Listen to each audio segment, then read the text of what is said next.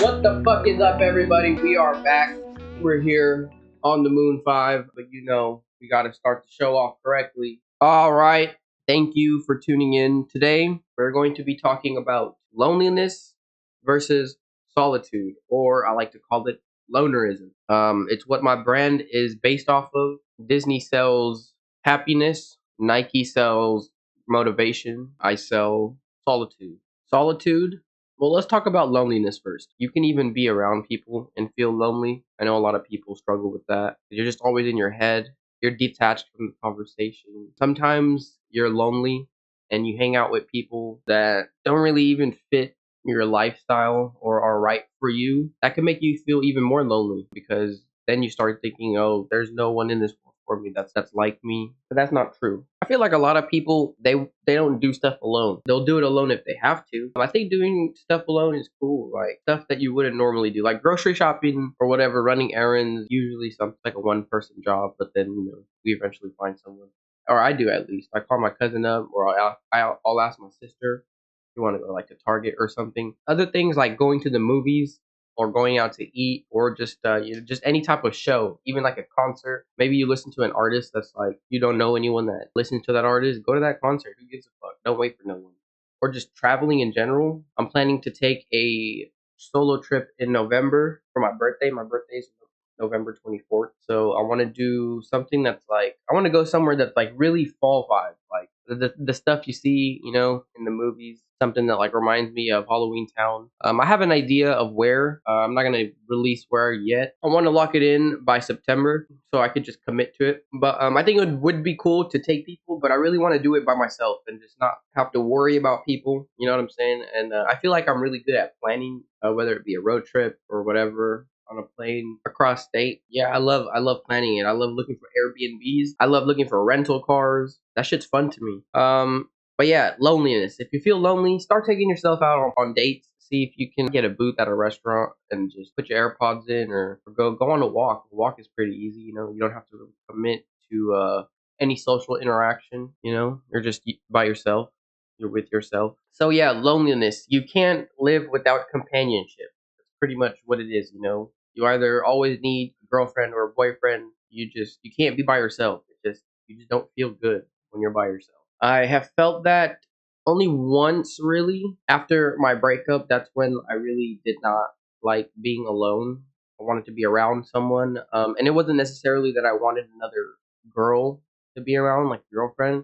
I just wanted to be like around people. That's why I started, going out more in 2023. It was cool at first, and then obviously, if you guys watched the last episode, you guys know that I fell into just a bad cycle with clubbing and going out. But lonerism, solitude, aloneness. It's different than loneliness.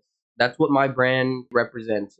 My brand does not represent loneliness. It does not represent you should cut people off. You should cut the wrong people in your life off, obviously. But the right people in your life, keep them close. That's your clan or your tribe or your posse, whatever you call them. Those are your people. But lonerism, solitude, and aloneness, it means that to be comfortable with being alone, you have to be complete within yourself. And that doesn't mean you have to have things figured out. It means you just have to be happy with being alone. You have to be comfortable with being alone, meaning you have positive self thoughts. You're talking to yourself in good ways, and you're making the right decisions. You know what I'm saying? The way I like to think of things is I have myself, the one that's here on earth, you know, my physical being self, and I have my higher self, and then also your lower self too. My higher self is the one that when I meditate, I look to for answers, and obviously the universe also gives me the answers too. I think universe is God, and God is the universe. I'm not religious. I don't like calling myself a spiritual person. Love science. Science is awesome, but I think the universe is what God is. So I would pray and manifest things. I ask the universe, to bless me, to bless my family and my loved ones and whatnot. Shout out to the universe. Yeah, shout out to the universe for just being awesome. And I feel like the closest way to get in tune or in touch with the universe is through nature. And I love nature. I really want to like do some shrooms and like lay in like a beautiful grass field or even at the beach. That would be dope. maybe next summer. I don't think this summer we'll get to that, but this winter though, this winter we'll see what we can get into the fall times. Would you guys watch a podcast of me on shrooms? But like I'll do like a whole podcast. Not a crazy amount, not an eighth or anything. I don't want to be like fucking stupid, but I think that'd be cool. But I have a quote here. If you guys enjoy this quote, please leave a like. Wealth consists of not having great possessions, but in having few wants. And that quote is from Epictetus. I believe Epictetus is a Stoic philosopher. I just want to make sure. Yes, Greek Stoic philosopher. Quote: Wealth consists of not having great possessions, but in having few wants. That's how I want to live. That's how I live, like right now, at least. I don't really want nice things, like I've said in the past. I do like nice cars. I would love just one nice car. Most of my work is done here at home, and then I want to travel. So I can't take my car everywhere, all over the world. It doesn't really matter to me. I really want to see the world. I feel like that's what I'm meant to do. But anyways, yeah, my story with loneliness and lonerism. I grew up not really being able to like go out as a kid. My parents were pretty overprotective, and I don't know. I guess that affected me negatively because when I grew up, I started, going out. Obviously, middle school was like the mall and movies and whatnot. But then eventually, like high school, when I became around like 15, 16, that's when I, started smoking weed, getting into like little mischievous shit. And I feel like maybe, obviously you'll never really know. Maybe that could have been avoided if I was, able, if I had a little bit more freedom when I was young, like young, like 8 to 14, because I lived in this apartment complex during my elementary school years. There were so many kids that lived there. Early on when I lived there, obviously I wasn't really able to like go out and play. There was a park there, like a basketball court and all that. And obviously I wasn't really able to go out, because we were new to the neighborhood. And but still, even then, never like I could never really like go out unless it was right outside my door. I lived on the upstairs part of the apartment, and I was only able to like go to like downstairs like area. My mom can see me through the window and whatever. Man, shout out to Grant, shout out to Eduardo, shout out to Peter. Those are like my best friends growing up. I still have them, online on like social media and stuff like that. I would love to go and link up with those guys. I think that would be a cool video idea. Linking up with my old childhood best friend. They're awesome people. I think I just got into a different crowd. You know what I'm saying? They were doing like the stuff that they were supposed to be doing. They were going to school, just staying out of trouble. You know what I'm saying? And I was skipping school, smoking weed, drinking, going to parties, like just doing dumb shit as a kid. I was lost in a different type of sauce. You know what I'm saying? But like I said, I had my fun, and I feel like that allows me to lock in even harder because I don't care. Like I don't feel like I'm missing out on any of the parties. You know what I'm saying? Like going out downtown and all that bullshit. Like it's cool. Shout out to the Vault like nightclub. If you're gonna go out in downtown Modesto, go to the Vault nightclub. That shit is the place to be. But yeah, also the relationship with my father growing up, that made me also kind of like cautious, weary, and just kind of like almost like a fuck you to the world. Because, I mean, if you're treated poorly at home, what are your thoughts on the rest of the world going to be? You're not going to think that everybody else is going to be like loving. But back to being not being able to be as free as most kids were at my age. I was accustomed to being alone. I had my little sister, but it was a 4 year age gap. And when you're under 21 or even sometimes 18, it's hard to bond with someone who is 4 years younger than you. And she's also a girl, she was into her stuff, and then I was into my stuff. But I will say, being like having a sister and just like being mainly raised by women, that was pretty awesome. I feel like I'm just more open to just a different world. Like I see a lot of manly men, like just people who they really do just disrespect women, and it's like I get it. I've called women's bitches, like, but there's like a different respect I do have for women, and especially like single moms and stuff. Shout out to single moms, they be doing their thing. But yeah, I definitely notice a difference between me and like people who weren't really raised by women or maybe around women. I noticed a huge difference on just like how they talk about women, how they approach them, or whatever. Definitely different from my upbringing and theirs. And I'm grateful that I got that because it's great to embrace your feminine side no matter like what. Like you can be whatever, however type of manly man you want. Like when you have a daughter, bro, and she wants to play like fucking tea parties and like have you wear tutus, like what are you gonna do? You're gonna be too manly to fucking do that with your daughter? Like, come on, bro. But then on the other hand, it's like I feel like, the cleanliness, like I look like I mean cleaning is a drag sometimes, but like I like to stay clean. You know what I'm saying? Like I'm always clean. Cleanliness I definitely learned from the women in my family. Shout out to my grandma, shout out to my mom. But yeah, at an early age when I wasn't really allowed to like go out and stuff like that, I was at my grandma's house a lot while my parents were working, and they had Comcast OnDemand. I don't know if you guys remember that. It was kind of like Spotify before Spotify. I would watch videos. I would dance around the house listening to this whatever the fuck. It was separated by like artists, by category, or like genre or whatever. Yeah, it was pretty dope. It opened my ears up to a lot of music. I found a lot of stuff that I feel like I would have never found if I was just getting music from like my family. And out of all my aunts and uncles, like my immediate brothers and sisters of my parents, and also the immediate brothers and sisters of my grandparents. So I don't know, is that like my great uncles and aunts? I don't know. But yeah, I was the first kid. I was pretty much the firstborn, and there was older like cousins, kind of like outside our family. Probably like at the max five cousins that were like older than me, but they weren't really like in our immediate family like from my grandparents and parents. Anyways, so I was praised a lot when I was born. That definitely like affected me, like the attention. I didn't really fiend for it. Maybe in high school there was things, like you obviously do things to be like cool and whatnot. But now it's like I think I'm cool with the attention that like the podcast brings or other things like the food reviews. Like I'm fine with like people seeing my face or like being on camera. And it's obviously a daily practice. I'll get it down. I feel like by the end of this year, I'll be like super comfortable on camera. Like even like right now, like I mean, I'm by myself like in my room, so it's not like as hard. But in public, I want to be even more open so I can like record more stuff, get more shots. Of myself and stuff like that. And I also want to interview people on the streets once I get my mic set up. Coming soon, coming soon. But yeah, the Comcast on demand, I would watch that all the time, like all the time, like music, movies, and all that stuff at my grandma's house. I wasn't really allowed to go out, and it opened me up to so much music. Music I've really never ever like even like heard before at the time.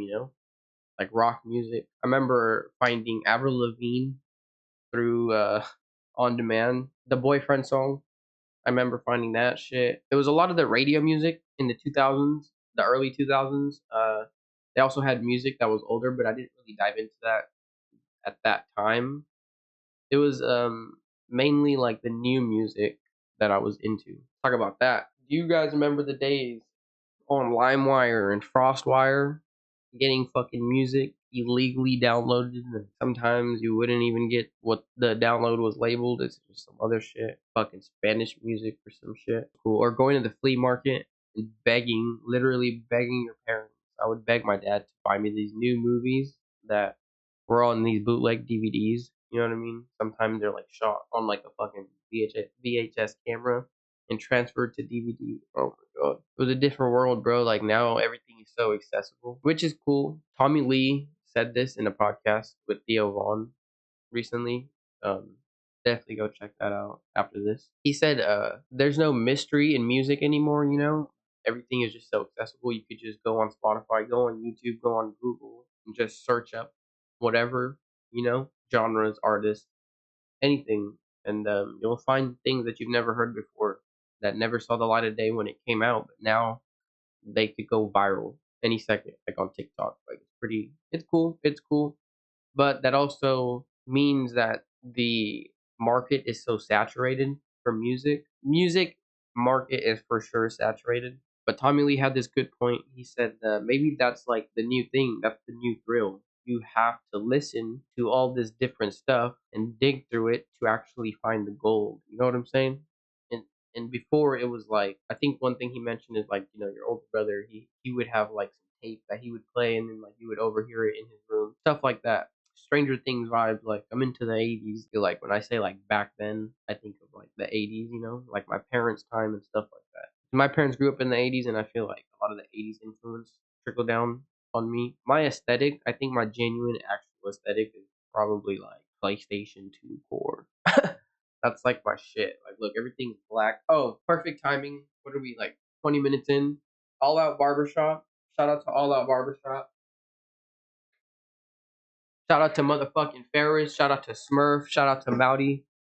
He cut my hair recently. Mouty's my barber. He's my barber. I go to him every time. But Ferris and Smurf are two other barbers that work there. Ferris is the owner. Fucking lovely dude. They're all lovely people. If you ever need a haircut, if you ever need a barber, go there. And also shout out Kobe. That's another barber that works there. And there's other barbers that work there that I don't know their name, but yeah, go there. I'll put the address up right here on the screen somewhere. On demand. On demand opened me up to so much music. Like I said, I was like a loner kid. I wasn't really allowed to go out. I was at home a lot. That was my elementary years. Going into more middle school. Middle school I was allowed to go out, mall in the movies. That's about it really. We had moved out of that apartment, so and I could go outside, like on my block and like hanging out with the kids. That was cool. Shout out to Josh Abels, man. He was like 3 years older than me, and one day I just like came outside. Like, this was when like kids like would go outside and like actually play. Still, I feel like I had a laptop. I had my aunt's laptop that I would go on, like MySpace and shit like that. I was like really young, but I would still go outside. Like, I would love having a scooter. I had a scooter. And I had a bike, right? And then I met this dude, Josh Abels, lived across the street from my grandma. I literally just walked up to him like, hey, do you want to like play, or like, hey, do you want to skate? And then he said sure. And he was an older kid, you know what I mean? So it was like, and literally ever since that day, I asked him. I still remember the day. I feel like in my head, it was like one of those days. It was like sunset, and like the sky was like red and stuff like that. It was cloudy, smoky. Maybe there was like a California fire going on at that time.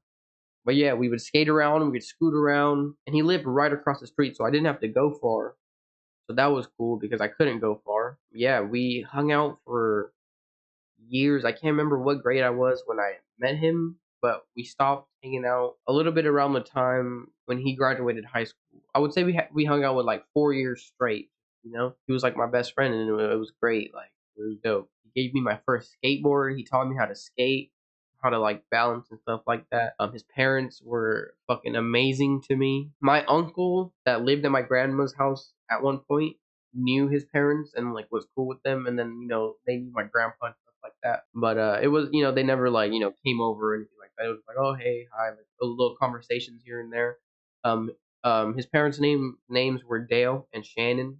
I fucking love them so much. They were great. They were great. And then eventually my dad became like best friends with Dale. But unfortunately they divorced and then moved apart. And then Josh, I'm not sure what Josh is now. Doing this podcast, I think I am going to look for Josh on like Facebook or something and see how he's doing. 'Cause, we got a lot of things to talk about, bro. I fucking miss that guy, man. He's a good dude. He got a girlfriend, and then he moved out of that house, and then eventually his parents divorced and then moved out. But Facebook is a powerful tool if you're trying to look for old friends or old neighbors, old classmates. It's pretty crazy, like, especially like being Hindu and like my family coming from Fiji in the 80s. That's helped a lot of people reconnect. That's one good thing I guess you could say about social media is like it does help people connect and create communities, and then obviously entrepreneurship and then entertainment. But then there's like a whole dark side that you just want to avoid. You don't want to get addicted to scrolling, doom scrolling, and just watching stuff that's gonna like if you watch that brain rot shit repeatedly, like on a daily basis, that's what your brain is going to cycle through. You don't motherfucking want that. And I hope I haven't been low energy. I think I just got a motherfucking spurt of energy. Pause. Spurt sounds crazy. But I had just woken up from a nap. I had a busy day today. New Nun Lifestyle drop is up. Nunlifestyle.com. Make sure you guys go cop some merch because I do not make money off the videos yet. You know what I'm saying? But that is the goal. Hopefully we can, you know what I'm saying, get some sick guests up in this bitch. Maybe we can get the barber team, a podcast in the barber shop. Don't forget the pinkies up. Even if I forget it, you don't forget it. Back to the loneliness and the solitude. My relationship with it as a teen was much different versus the middle school, the mall, and the movies era. Like 15 to 18, I wanted to be alone because I just didn't have any guidance. Sometime between those years, I ultimately decided that no one was going to save me. It damn sure wasn't going to be my own father. I wasn't. I was definitely not going to any other family member because I felt like I couldn't relate to any of them. No cousins or cool uncles. I really felt like I was alone. And that was the loneliness. That was the first time loneliness kind of like hit me. It wasn't solitude at that point. It was definitely loneliness, and that definitely had a lot to do with my relationship with my father. He would always tell me like you should never ask anything from anybody, which is true. But then like it kind of trickled down to like I can't even ask you because I was more scared of him growing up than I was, that I loved him really or respected him. It was more fear, and I don't think that's how you should raise a child. That's definitely not how you should raise a child because that has a lifelong effect on that person. How that affected me now, I think though I have more respect for older gentlemen that take the time to teach, give information, or just help out anyone that's young because I obviously didn't have a father, so that is something that I gravitate to naturally, subconsciously even. There's times where I don't even really realize it. They're like, oh, like I kind of think of this person as like almost like a father figure or like oh, I have a few people in my life like that that's not even really my family that I really do look to as like a uncle or a father. Shout out to them. They know who they are. I don't gotta say no name. But that was pretty much the end of my notes. We are going to keep this one short. I've had a very busy week because of Foodie Land. We can't talk about food actually before I do go. Food. I grew up around my grandma, both grandmas, and all my aunts, even my mom. They all love to cook. The Indian culture, the Hindu culture is very, very, very based around food and just cuisine and eating. Like the pujas, like I said before, they all had for everybody that came the day before the puja started or whatever, the week before, like however long it was, you would spend that time cooking for everybody and having the food, ready for when the puja is over that night. Everybody eats together, and everybody chills. And there's also this thing called prasad. So prasad is a period. Well, it's two things. It's a bowl of sweets, fruits that you pass around in the middle of the puja, but it's also the time, it's prasad time, and everybody gets a sweet, they eat, you know what I'm saying? And then goes back. Everybody goes back to the puja. And then everybody eats food after the puja is done, like actual food, like rice, tortillas. Mainly at the pujas, the tortillas, they're not naans. We don't really use that. We use roti, but at the pujas, it's puri. It's like they're fried dough into little discs. They're smaller than roti. But yeah, I grew up around all that shit. I grew up around helping them cook, cutting the veggies and all that.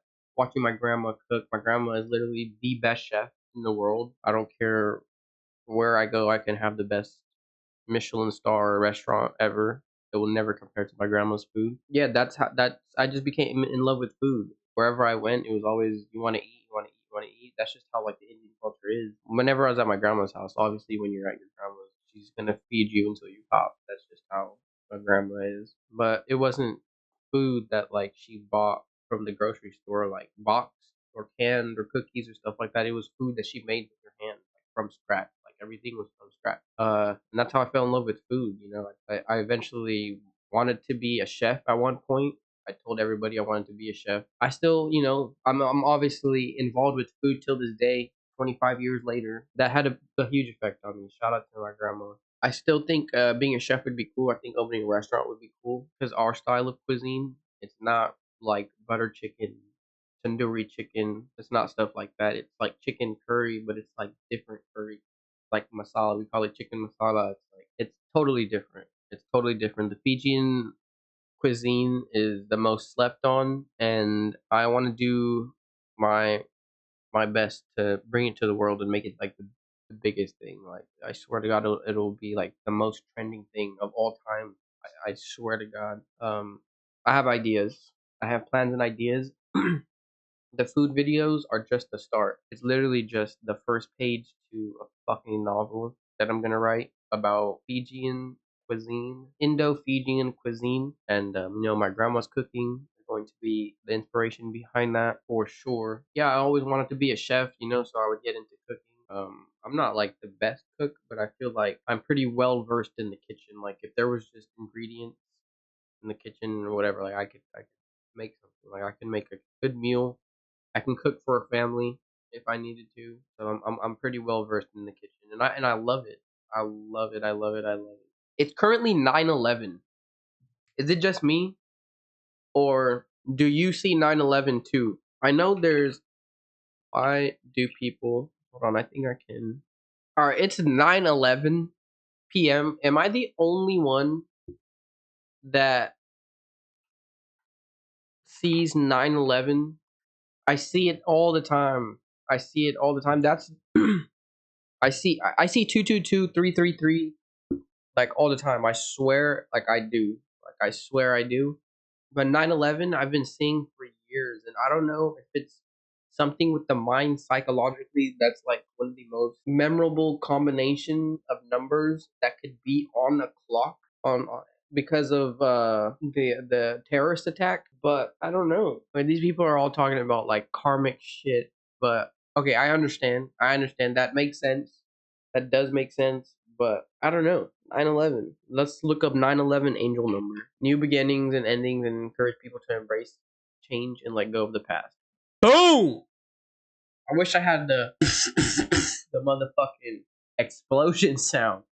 God damn. I've never even looked up 9/11 angel number meaning because whenever I look at or see 9/11, I instantly think of, oh, we only see it because we think of the terrorist attack so much. And I feel like people before that didn't even care about when it was 9/11. Maybe, yeah, 222 333 444 whatever. But yeah, that's crazy. That's dope.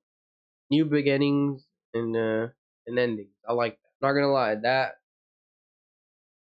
made me feel like there was like something that just got lifted off my shoulders. That might have been an angel touching me. I'm not gonna lie. That was actually a very significant feeling. That was crazy. That's dope. That's dope that I know that now, and now I will think about that when I see 9/11. So shout out to you. What is your guys' favorite angel number? Let me know. I want to know. Thank you guys for joining me in this podcast. I actually had a lot of fun with this one. I know this one is probably a little bit shorter than most. We'll be back with another banger soon. I want to get a guest on here soon somewhere. We'll do it right. And always, of course, shout out to All Out Barbershop. It will get you right. It will get you tight. I actually have to clean this and pack it. So I'm just going to do that real quick so we can hit it together. Oh, yeah, look at this. I got this at Foodland, San Jose. I took my sister for her birthday. She got whatever the fuck she wanted. She ate so good. We smoked good. That was a great time. Great memory. We're gonna keep that food subject going. The food videos. My goal for the food videos, I want to one give you guys the best places, and I also want to save you guys from going to not the best places.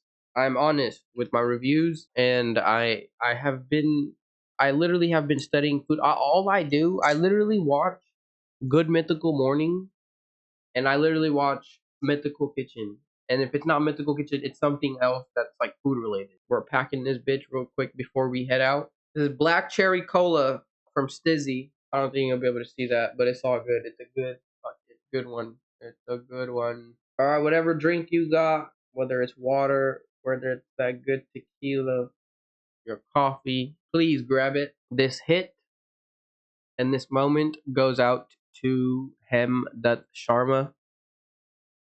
One of my he's pretty much my uncle. He's one of my older uncles. He passed away recently. He was battling cancer. He was 81 years old. Yeah, shout out to my family. Shout out to my aunt and my cousin. May he rest in peace. He was a great person, amazing person. Love you, and I love you guys. Cheers. But yeah, he was a great person. Growing up, when I went there to hang out with my cousin, Alex and Kieran, that's like the first place I ever tried strawberry Nesquik milk. And every time I'd go there. That's what we would drink. Me and Alex, his grandma would make it for us. And yeah, they're great people. And shout out to them. I love them. But yeah, thank you guys. Thank you guys for tuning in to the Fifth on the Moon podcast. We're fucking doing this, baby. Go follow me, Sanjay Sharms. I changed my name to be a little bit more professional from Beta to God, but you can still call me BDG. Still call me Beta, Sanjay, whatever you want. Yeah, follow On the Moon podcast for more episodes. We're gonna be knocking them out. Thank you for tuning in. I love you guys. Bye.